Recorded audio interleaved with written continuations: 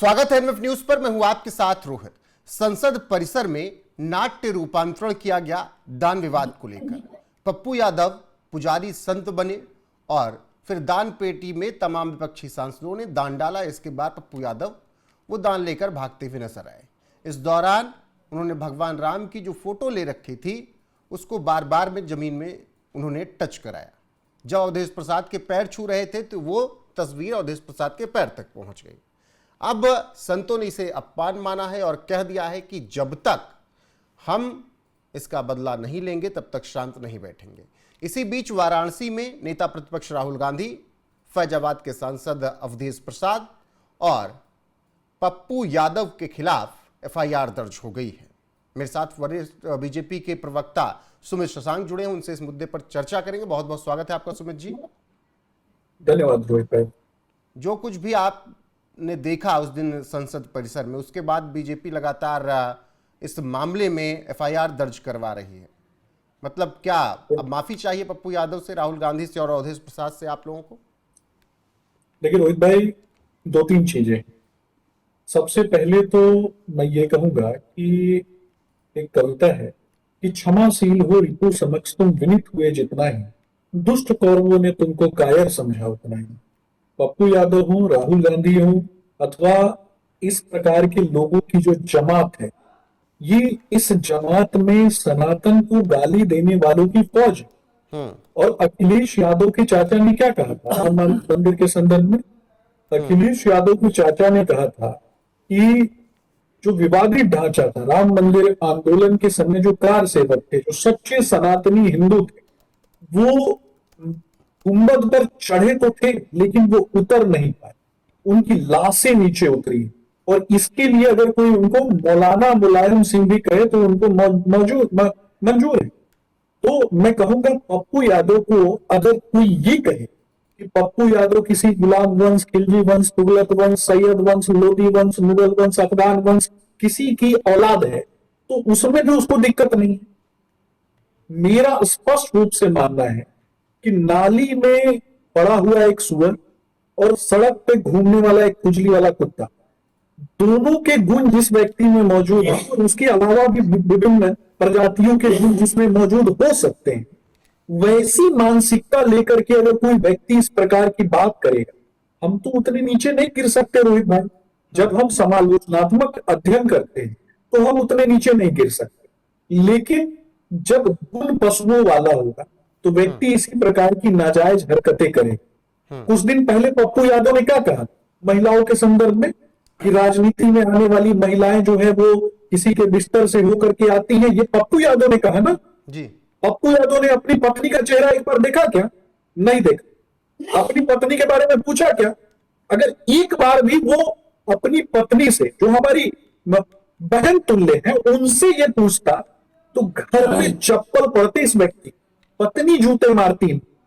लेकिन उसके बाद भी ये मानसिक विक्षिप्त और दिवालिया व्यक्ति जब संसद में पहुंच जाएगा और इसको जिताने वाले जो लोग हैं, मैं उनकी बुद्धि पे तरस खाता हूं कि किन लोगों ने इसको वोट दिया, कौन लोग इसके साथ खड़े होते। सनातन को गाली देना एक पैटर्न बना हुआ है इस पूरे देश में। अगर सनातन को गाली देना पैटर्न बना तो उसका खामियाजा विपक्ष भुगत रहा है।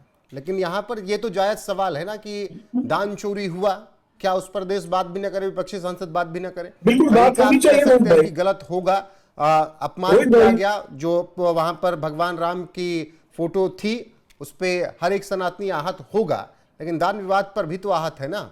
चर्चा तो भाई दान विवाद पे चर्चा होनी चाहिए।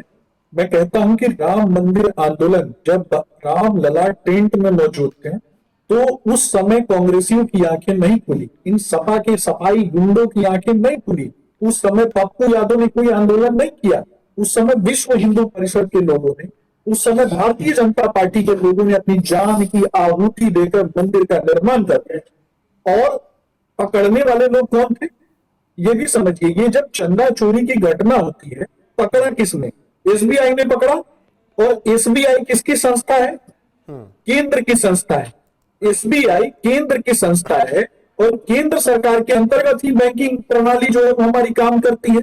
यानी पकड़ने वाले कौन? तो हमारी संस्थाओं ने पकड़ा। और आप मुझे एक बात बता दीजिए रोहित भाई कि राम मंदिर के अंदर अगर कोई कर्मचारी काम कर रहा था, टिन्नू यादव काम कर रहा था, तो क्या टिन्नू यादव भारतीय जनता पार्टी का सदस्य था?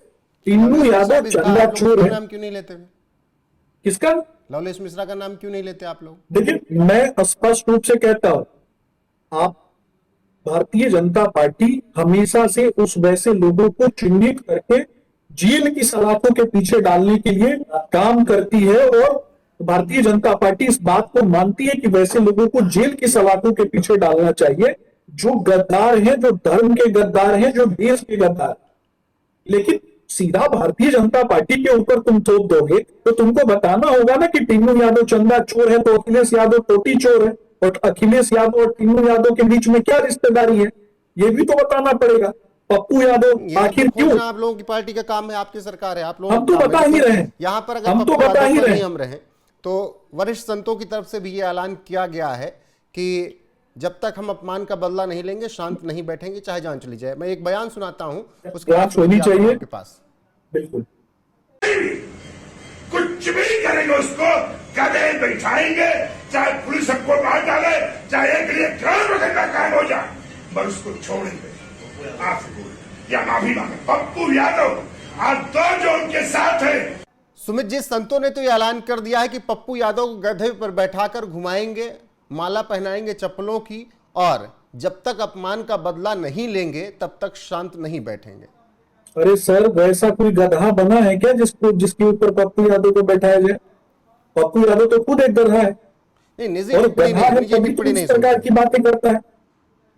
निजी वो टिप्पणी गधा नहीं। है, नहीं बिल्कुल गधा है, तो गधा है तभी वो इस प्रकार की बातें करता है। वो हमारे आराध्य प्रभु श्री राम के बारे में गलत बोले, वो भगवा वस्त्र पहन करके नौटंकी करे, नहीं, भगवान प्रभु राम श्री राम की भी बोल तस्वीर को, सकता है, लेकिन प्रभु श्री भगवान राम राम की उस तरीके से तस्वीर को, अप्लाई नहीं करते हैं। प्रभु श्री राम की तस्वीर को किसी नेता के चरणों में डालते, राहुल गांधी के पैर में रखते, और हम उसको गधा भी ना बोले, मैं वही तो कह रहा हूं बेवकूफ कि भी अगर ना वो बोले। राम की शरण में आगे होते तो उनके जुबान से ऐसे शब्द निकलते ही ना। तो मैं, आप लोग तो राम की शरण में हैं, तो आप लोग ऐसे शब्दों का प्रयोग क्यों करते हैं?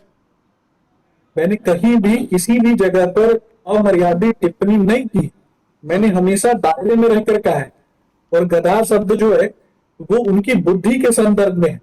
जिस व्यक्ति की बुद्धि जो है वो गधे से बदतर, आप समझ सकते हैं ना, जो विशुद्ध दोगली प्रवृत्ति का व्यक्ति हो, जिसकी भाषाई जो पहचान है, वो उस प्रकार की हो, उसके ऊपर एफआईआर कौन सी बड़ी चीज है? वैसे लोग तो चाहते हैं कि उनके ऊपर एफआईआर हो, जो खुद एक हत्यारा रहा है, जेल में रहा है, सजा याफ्ता मुजरिम रहा है, एरोप्लेन में महिला परिचारिका के साथ वो बदतमीजी कर रहा है, वैसे व्यक्ति के बारे में बात हो रही है क्या? अखिलेश वैसा यादव तो कह व्यक्ति रहे हैं संसद में कि है, जो ये आप दुर्भाग्य। लोग इतना विरोध कर रहे हैं, पिछड़ा दलित है इसलिए विरोध कर रहे हैं अवधेश प्रसाद का और पप्पू यादव का, इन दोनों का पप्पू इनके यादव, खिलाफ प्रदर्शन हो रहे हैं तो पप्पू यादव कहां से पिछड़ा हो गए? वो तो कहते हैं कि 9,000 बीघा जमीन है, उस 9,000 बीघा जमीन का जांच होना चाहिए कि नहीं होना चाहिए? अवधेश पिछड़े प्रसाद तो और है दलितों में, दलित। पिछड़े और दलितों में महिलाएं आती हैं कि नहीं आती हैं, कि महिलाओं को छोड़ दिया जाए? महिलाओं के भाजपा बारे में बोला था ना तुम। 2027 में अपना खाता खोलने के लिए तरस जाएगी, अखिलेश यादव कह रहे हैं। मैंने रोहित भाई सिर्फ ये पूछा कि पिछड़े और दलितों में महिलाएं आती हैं कि नहीं, हमारी बहनें आती हैं कि नहीं आती हैं? और हमारी बहनों के बारे में पप्पू यादव ने क्या कहा कि राजनीति का रास्ता उनका कहां से जाता है, ये क्या कहा था?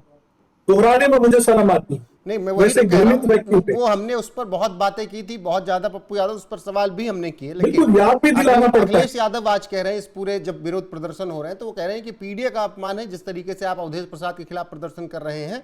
भाजपा 2027 में अपना अखिलेश खाता यादव, खोलने के लिए उत्तर प्रदेश में तरस जाएगी, ऐसा उत्तर प्रदेश के पूर्व मुख्यमंत्री सपा के मुखिया अखिलेश यादव कह रहे हैं। अखिलेश यादव के पिता ने कहा था कि टेक्निकली 4-5 लोग बलात्कार नहीं कर सकते, तो वो एक्सपर्ट थे क्या कि वो बताएंगे? मुझे इस पर केवल टिप्पणी चाहिए। मैं वो पूछ रहा हूँ ना। तेजस्वी यादव ने अपने पिताजी से पूछा था, तेजस्वी यादव ने पूछा था, एक दलित महिला के साथ जब दुष्कर्म हुआ था तो उनके पिताजी इस प्रकार का भाषण दे रहे थे। तेजस्वी अखिलेश यादव ने अपने पिता से तो नहीं पूछा। अखिलेश यादव को यह बात अपने पिता से पूछनी चाहिए कि दलित और पिछड़ों के साथ जब कोई जघन्य अपराध करता है तो उस समय उनके पिता ठहाके लगा रहे थे, और एक व्यक्ति का गर्दन काट करके इसके थाली में पहुंचाया गया। ये भी तो बता दीजिए रोहित भाई, वो भी उत्तर प्रदेश की जनता चर्चा करती है, क्या उसका हिसाब नहीं जवाब लेगी? दे दीजिए। और अखिलेश जेएमएम यादव पूरा एजेंडा सेट कर रहे हैं, आप लोग बोल ही नहीं रहे हैं कि 27 में बीजेपी नहीं आ मैं रही। इस तो पर वही आप बोल रहा जवाब हूं। क्यों नहीं दे रहे हैं? मैं वही बोल, अखिलेश यादव की जमानत जब्त होने वाली है, कुछ दिन बाद अखिलेश यादव ईवीएम को गाली देने वाले। वो कहेंगे कि ईवीएम चरित्रहीन है, ईवीएम चरित्रहीन है। जब ईवीएम का पिटारा खुलेगा, अखिलेश यादव उत्तर प्रदेश में जिस तरीके से वो अपनी पार्टी के लिए, सपा के लिए पनौती साबित हुए हैं, वो पनौती साबित होंगे। अब जो चलिए। राजनीतिक पनौती है अपनी पार्टी के लिए, उसके बारे में क्या बोलना? ठीक है, बहुत शुक्रिया आपका हमारे साथ जुड़ने के लिए। फिलहाल आप दर्शकों की राय क्या है? संतों ने जो ऐलान किया है, बीजेपी के प्रवक्ता सुमित शशांक जो कह रहे हैं, पप्पू यादव, राहुल गांधी और अवधेश प्रसाद के जब एफआईआर उन पर दर्ज हुई है वाराणसी में, तो अब एक्शन शुरू होगा। और इस बातचीत पर आपकी राय क्या है? कमेंट में जरूर बताइएगा। बने रहेगा हमारे साथ लगातार। नमस्कार।